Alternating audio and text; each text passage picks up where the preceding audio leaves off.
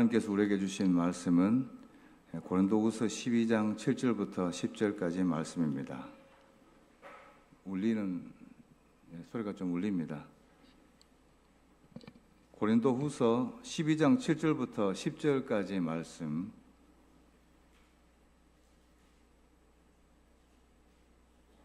고린도후서 12장 7절부터 10절까지의 말씀입니다. 저와 한 절씩 교독하겠습니다. 여러 계시를 받은 것이 지극히 크므로 너무 자만하지 않게 하시려고 내 육체의 가시 곧 사탄의 사자를 주셨으니 이는 나를 쳐서 너무 자만하지 않게 하려 하심이라.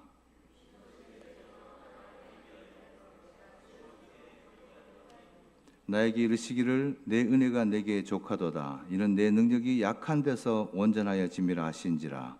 그러므로 도리어 크게 기뻐함으로 나의 여러 약한 것들에 대하여 자랑하리니 이는 그리스도의 능력이 내게 머물게 하려 함이라.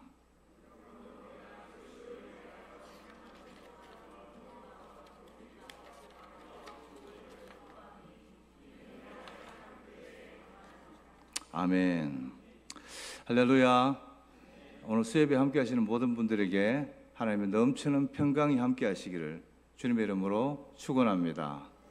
우리 옆 사람과 인사하시겠습니다. 주님의 이름으로 축복합니다. 주님의 이름으로 축복합니다. 기독교에는 역설적인 진리가 몇 가지 있습니다. 패러독스라고 하죠. 예를 들면은 죽어야 산다. 얻고자 하거든 버려라.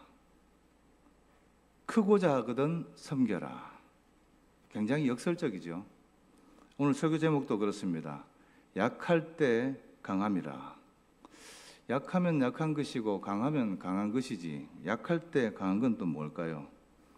이 말씀을 반대로 생각하면 강할 때 약함이라 이런 말도 됩니다. 약할 때 강하고 강할 때 약한 것 마치 수수께끼 같은 이 말이 무슨 말일까요? 사도 바울이 깨달은 이 진리의 말씀을 오늘 본문 말씀을 통해서 함께 상고해 보겠습니다. 먼저 본문 배경은 이렇습니다. 사도 바울이 고린도 교회를 세우고 2년 동안 목회하다가 떠났는데 그 후로 고린도 교회는 분열과 갈등이 시작됩니다.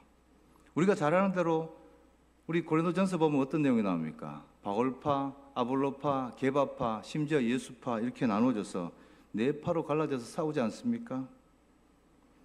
그 분열을 멈추고 사랑으로 하나 되라고 보낸 편지가 고린도전서입니다. 고린도전서 13장에 어떤 내용이 나옵니까? 사랑은 언제나 오래 참고 사랑은 온유하며 사랑장이 나오지 않습니까? 그렇게 사랑하고 하나가 되라고 보낸 편지입니다. 자, 그렇게 서로 사랑하고 잘 지냈으면 얼마나 좋았을까요? 그런데 이후에 더 큰 문제가 생깁니다. 이제는 분쟁이 그들을 넘어서 이제는 바울을 향합니다. 바울 자체를 거부하고 바울을 사도로 인정하지 않겠다는 겁니다. 바울 입장에서는 얼마나 황당하고 배신감이 느껴졌을까요? 어떻게 세운 교회인데 눈물로 기도하며 교회를 세웠는데 잠시 자리를 비운 사이에 이 교회가 망가지고 이제는 바울 자체를 배척하려는 움직임이 생긴 것입니다. 왜 이렇게 됐을까요? 그것은 바로 교회 안에 거짓 사도들이 들어왔기 때문입니다. 그들은 자기에게 신령한 능력이 있다고 속이고 거짓말하고 또 자랑질을 하면서 성도들의 마음을 빼앗고 자기 마음대로 교회를 장악하려고 했습니다. 멀쩡했던 교회를 분쟁 있는 교회로 바꿔버립니다. 그런데 성도들이 거기에 홀랑 넘어가서 좌우분간도 못하고 그들의 하수인이 된 겁니다. 자, 이걸 그냥 놔뒀다가는 교회와 성도들을 다 잃을 뿐만 아니라 바울 자신도 더 이상 사도로 인정받지 못하게 되었습니다. 그래서 보낸 편지가 바로 오늘 본문이 있는 고린도 후서입니다. 바울은 여기서 왜 자신이 진정한 사도인지 거짓 사도들이 주장하는 그 자랑들보다 얼마나 자기가 뛰어난 사람인지 얼마나 강한 사람인지를 강력하게 변화하고 있습니다. 그리고 교회가 다시 바로 설 수 있도록 간절한 마음을 담아서 보내는 편지가 바로 이 고린도후서인 겁니다. 사실 바울이 얼마나 위대한지는 우리가 말하지 않아도 잘 알고 있지 않습니까? 신약 성경 27권 중에 무려 절반인 13권을 쓴 사람입니다. 순수 유대인 혈통으로 태어나서 8일 만에 할례를 받고 당대 최고의 스승이었던 가말리엘 문화생으로 수사학과 히브리 문학을 공부한 그런 사람입니다. 게다가 로마 시민권까지 가지고 있습니다. 지금으로 치면 뼈대 있는 가문에서 태어나서 갑부집 아들로 태어나서 과학고와 서울대를 거쳐서 하버드에서 박사학위를 받고 세계적인 석학이 된 그러한 케이스 아니겠습니까? 뿐만 아니라 뛰어난 머리에 외국어 능통하고 훌륭한 인품의 배경까지 든든한 그야말로 누구도 따라올 수 없는 완벽한 스펙의 소유자라는 이야기입니다. 뿐만 아닙니다. 그는 아는 것으로 끝나지 않고 행동으로 실천하는 사람입니다. 본문 앞에 우리 11장을 한번 보시면 그가 복음을 위해서 얼마만큼 노력하고 일했는지가 나옵니다. 우리 한번 본문 띄워봐 주실래요? 유명한 구절이죠. 고린도후서 11장 23절부터 27절까지입니다. 제가 읽어보겠습니다. 그들이 그리스도의 일꾼이냐? 이거는 이제 거짓 사도를 보고 한 얘기입니다. 그들이 그리스도의 일꾼이냐? 정신없는 말을 하거니와 나는 더욱 그러하도다. 무슨 정신없는 소리를 하냐는 거죠. 나는 그렇게 치면 훨씬 더하다는 겁니다. 내가 수고를 넘치도록 하고 옥에 갇히기도 더 많이 하고 매도 수없이 맞고 여러 번 죽을 뻔하였으니 복음을 위해서 매도 많이 맞고 감옥에도 갇혔고 이 복음을 위해서 죽을 뻔도 여러 번 했다는 겁니다. 유대인들에게 40의 감암매를 5번이나 맞았으며 3번 태장으로 맞고 1번 돌로 맞고, 여기서 돌로 맞다는 것은 돌 하나 맞은 게 아닙니다. 루스트라에서 복음 전할 때 성 밖으로 끌려가서 둘러서서 돌을 여러 사람이 때립니다. 죽을 때까지. 하나만 맞아도 치명적인데 그 많은 돌을 다 맞고 그 다음날 하나님의 은혜로 살아났습니다. 또 3번 파선하고 1주야를 깊은 바다에 지냈으며 여러 번 여행하면서 강의 위험과 강도의 위험과 동족의 위험과 이방인의 위험과 신의 위험과 광야의 위험과 바다의 위험과 거짓 형제 중의 위험을 당하고 27절에 또 수고하며 애쓰고 여러 번 자지 못하고 줄이며 목마르고 여러 번 굶고 춥고 헐벗었노라. 이게 무슨 말입니까? 자, 복음을 위해서 이만큼 한 사람 나와보라는 겁니다. 또 있습니다. 오늘 본문 바로 앞에 1절부터 4절까지를 보면 소위 3번째 하늘이라 불리는 천국에 갔다 온 이야기가 나옵니다. 하나님이 이끄심을 받아서 천국까지 갔다 온 사람이 바로 바울입니다. 이 정도면 더 이상 뭘 바라겠습니까? 세상적으로도 최고요, 그리고 영적으로도 최고의 경지까지 올라간 부족함 없는 인물 아닙니까? 정말 이 거짓 사도들에 비하면 압도적으로 자랑할 것이 많은 그런 사람입니다. 그런데 바울은 이렇게 말해놓고 갑자기 5절에 보면 자기는 이 모든 것을 자랑하지 않겠다고 합니다. 왜 그럴까요? 그것은 바로 약할 때가 강함이라고 하는 하나님의 진리를 깨달았기 때문입니다. 그 내용이 바로 오늘 본문입니다. 바울에게는 사실 남모를 아픔과 가시가 있었습니다. 평생 자기를 괴롭혔고 끝까지 해결되지 않은 핸디캡입니다. 오늘 본문 7절을 다 함께 읽습니다. 7절 시작. 여러 계시를 받은 것이 지극히 크므로 너무 자만하지 않게 하시려고 내 육체의 가시 곧 사탄의 사자를 주셨으니 이는 나를 쳐서 너무 자만하지 않게 하려 하심이라. 내 육체의 가시 곧 사탄의 사자를, 사탄의 전령을 나에게 주셨다는 겁니다. 여기서 가시라고 하는 말, 이 헬라어로 말뚝 그리고 뾰족한 나무라는 뜻입니다. 바울의 몸에 이런 가시가 박혀 있었다는 겁니다. 이게 뭘까요? 학자들이 많이 연구했지만 정확한 것은 아무도 알 수 없습니다. 육체의 가시라고 하는 거 보면 이것이 정신적인 것이나 영적인 것은 아닐 테고 분명히 몸에 난 문제 있을 텐데, 많은 학자들이 이렇게 추측합니다. 눈에 염증이 나서 심각하게 보이지 않고 굉장히 힘들게 하는 어떤 안질일 것이다. 이렇게 추측합니다. 또 어떤 사람은 갑자기 발작을 일으키는 간질병, 요즘으로 치면 뇌전증이라고 하죠. 뭐 그런 게 아니었을까. 자, 뭐가 됐든지 이 바울을 엄청나게 힘들게 했을 문제였으면 틀림이 없습니다. 여러분 한번 상상해 보십시오. 자, 바울이 심한 안질이었다면 어땠을까요? 눈은 잘 보이지도 않고 뭘 읽을 수도 없습니다. 매우 충혈되어 있었고, 그리고 눈에는 고름이 줄줄 나서 냄새가 나고 파리가 붓고 아주 보기가 흉했다는 겁니다. 바울은 복음을 전하고 그리고 설교하는 사람입니다. 그런 사람이 이런 모습을 하고 있다면 얼마나 난감하고 답답했겠습니까? 또 간질이었다면 어땠을까요? 간질 환자는 갑자기 이 발작을 일으키고 입에 거품을 물고 쓰러지는 병입니다. 이건 더 심각하죠. 설교하다가 갑자기 발작을 하고 뒤로 넘어져서 입에 거품을 물고 쓰러진다면 얼마나 곤란하고 난감할까요?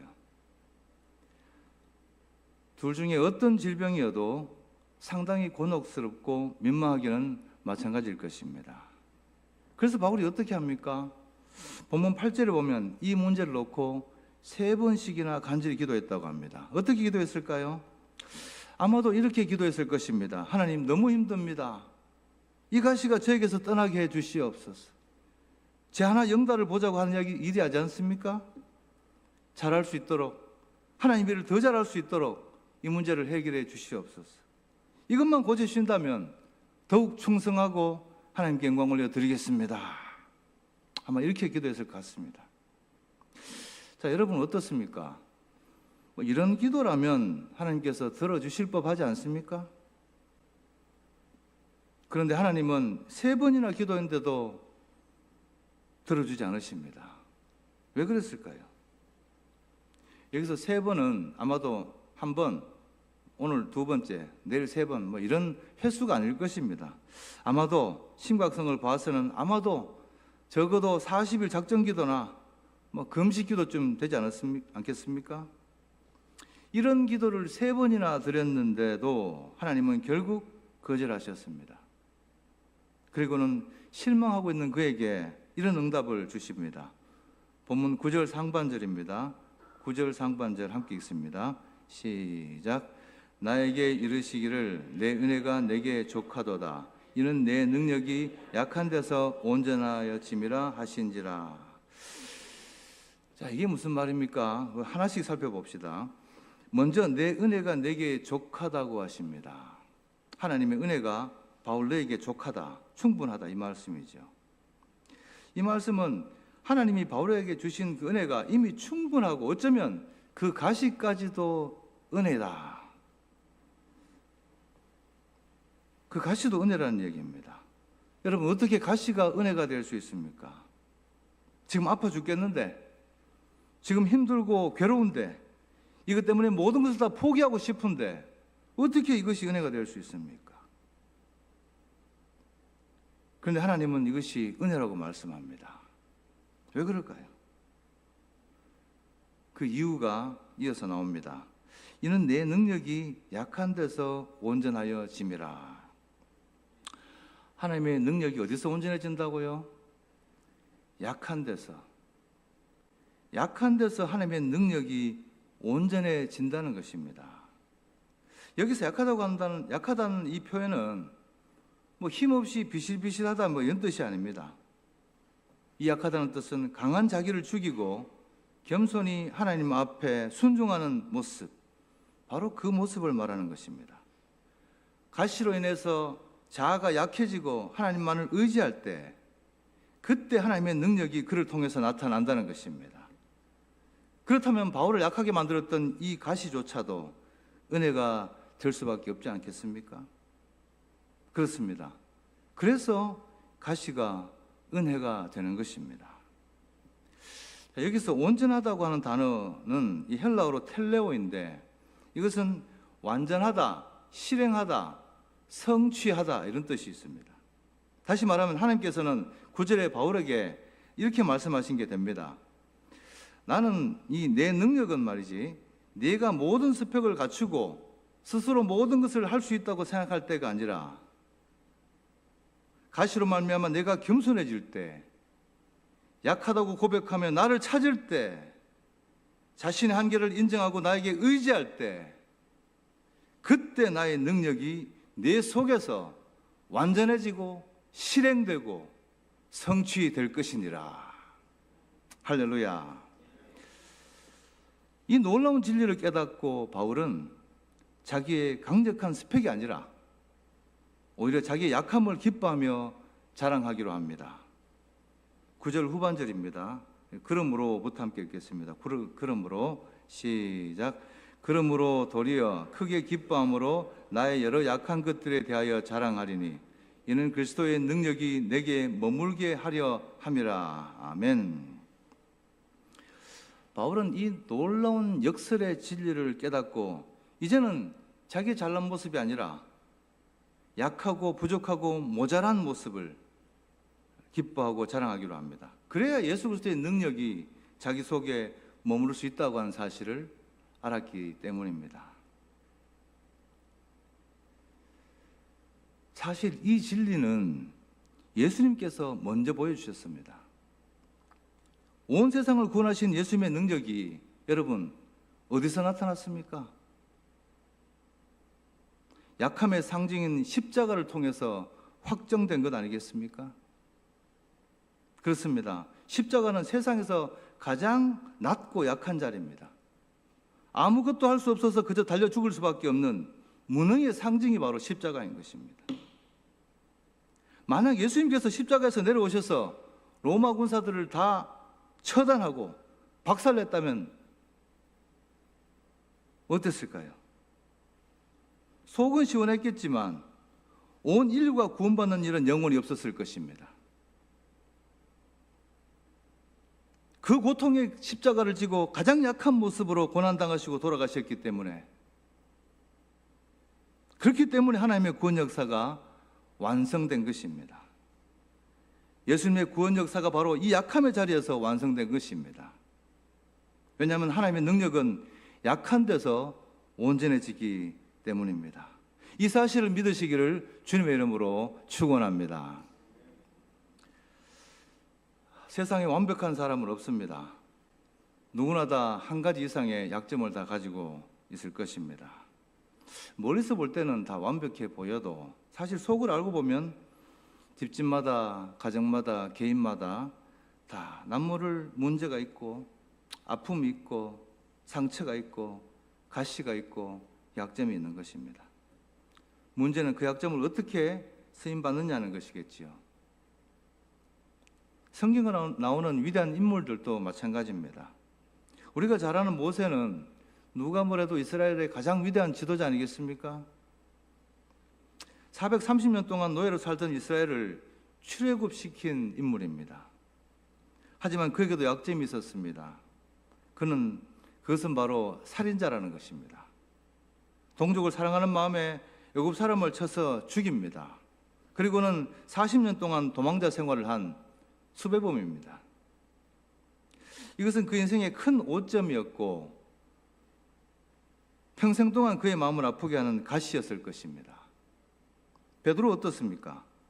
예수님의 수제자로 사랑받고 나중에 초대교회 교황까지 되었지만 그에게는 예수님을 3번이나 부인했다고 하는 배신자 딱지가 그 평생 따라다녔습니다.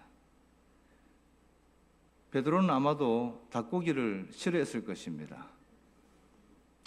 아침마다 닭 우는 소리만 들어도 아주 그냥 깜짝깜짝 놀라지 않았을까요? 만약 모세가 흠없는 사람이었다면 어땠을까요? 애굽 왕궁에서 고급 그 왕족 교육을 받은 그가 한심한 이스라엘 백성들을 이끌고 이 광야를 과연 통과할 수 있었을까요? 하나님은 살인자라고 하는 가시를 가진 이 모세를 통해서 죄 많은 이스라엘 백성들을 가나안 땅으로 인도하게 하셨습니다. 만약 베드로가 그 약점을 가지고 있지 않았다면 어땠을까요? 예수님의 수제자라고 하는 그 고고함으로 그리고 불같은 성정으로 용서와 관용보다는 정죄함으로 가득 찼을지도 모르겠습니다. 하나님께서는 죄 많고 허물 많은 이 베드로를 통해서 수없이 많은 죄인들을 하나님 앞으로 나오게 하셨고 예수 믿고 구원받게 하셨습니다. 만약 사도 바울에게 가시가 없었다면 어땠을까요? 자신의 엄청난 스펙과 자신의 능력을 믿고 교만해지진 않았을까요? 여러분, 바울이 어떤 사람입니까? 사도행전에 보면 병을 치유하는 것은 물론이고 그가 가졌던 손수건이 스치기만 해도 병이 낫고 귀신이 도망갔습니다. 독사에 물려도 죽지 않습니다. 섬 주민들에게는 신으로 추앙까지 받았습니다. 세상 스펙을 모두 다 갖추었고 천국까지 갔다 온 자, 죽은 자도 살리는 자, 그에게 하나님이 주신 것이 바로 가시였습니다. 뺄래야 뺄 수 없는 치명적인 가시를 바울의 중심에 대못으로 꽝꽝 박아 놓으신 겁니다. 그 약점 때문에 그는 수많은 능력에도 불구하고 스스로 겸비하고 겸손한 사람으로 평생 살아갈 수 있었던 것입니다. 무엇보다도 하나님께 엎드려 기도하며 하나님을 의지하는 사람이 되었습니다. 자신에게 주어진 약점과 걱정거리가 오히려 하나님께서 주신 선물이요 놀라운 은혜임을 깨닫게 된 것입니다. 그래서 그는 평생 동안 하나님 손에 붙들려서 주님만 바라보고 일했기 때문에 기독교 2000년 역사의 가장 위대한 사람이 될 수 있었던 것입니다. 바울이 빌립보서 4장 13절에 내게 능력 주시는 자 안에서 내가 모든 것을 할 수 있느니라고 한 것처럼 내가 교만할 때가 아니라 스스로 약함을 인정하고 하나님을 의지할 때 그때 나를 통해서 드러나는 하나님의 능력, 이것이 세상을 이기는 진정한 능력임을 믿으시기를 주님의 이름으로 축원합니다. 이제 말씀을 마무리하겠습니다. 여러분, 하나님의 능력을 힘입기를 원하십니까? 힘입기를 원하십니까? 네, 약해지십시오. 내 잘남과 내 스펙과 내가 내세울 만한 그 자랑거리 다 내려놓고 하나님 앞에 겸손하고 연약한 모습으로 서시기 바랍니다. 그때 하나님의 능력이 여러분을 통해서 역사하실 것입니다. 여러분을 힘들게 하는 가시는 무엇입니까? 숨기고 싶은 부끄러운 일, 이것만 해결됐으면 좋겠다고 하는 아킬레스건은 무엇입니까? 이것들 우리 마음을 아프게 하는 아픔이기도 하고 슬픔이기도 하고 우리의 가시이기도 할 것입니다. 어떤 사람은 질병 때문에, 어떤 사람은 자녀의 문제로, 또 어떤 사람은 물질 문제로, 또 어떤 사람은 관계의 문제로 평생 해결되지 않는 아픔과 어려움이 있을지도 모르겠습니다. 수많은 각자의 가시들이 오늘도 우리를 힘들게 하고 있습니다. 저는 이 모든 문제가 다 기도로 해결될 수 있기를 간절히 바랍니다. 그러나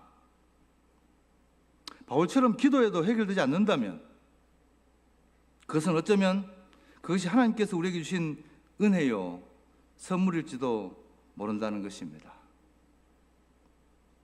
그 연약함을 안고 하나님 앞에 눈물로 기도할 때 그때 우리 안에서 하나님의 능력이 온전해져서 우리를 통해서 하나님의 능력이 나타나게 되고 실행되고 성취되는 줄로 믿으시기를 주님의 이름으로 축원합니다. 그 가시 때문에 그리스도의 능력이 우리 안에 머물게 될 것입니다. 그 아픔 때문에 우리가 그리스도의 능력이 역사하는 통로가 될 것입니다. 오늘 10절 마지막에 사도 바울이 한 고백이 우리의 고백이 될 수 있기를 바랍니다. 우리 다 같이 한번 따라하겠습니다. 내가 약한 그때의 강함이라. 한 번 더 하겠습니다. 내가 약한 그때의 강함이라. 우리의 약함을 하나님 앞에 겸손히 내려놓고 기도함으로 바울과 같이 하나님의 능력이 우리 속에 머무는 자가 되어서 하나님 맡기신 사명 잘 감당하고 우리 인생에 하나님께서 베푸시는 놀라운 복을 누리며 살아가는 우리 모두가 다 될 수 있기를 주님의 이름으로 축원합니다. 하나님, 우리에게 주신 모든 것이 다 은혜임을 깨닫습니다. 감사와 기쁨과 사랑뿐만 아니라 아픔과 슬픔과 고통도 우리에게 있는 가시까지도 하나님께서 주신 선물이라면 기꺼이 받겠습니다. 그 가시가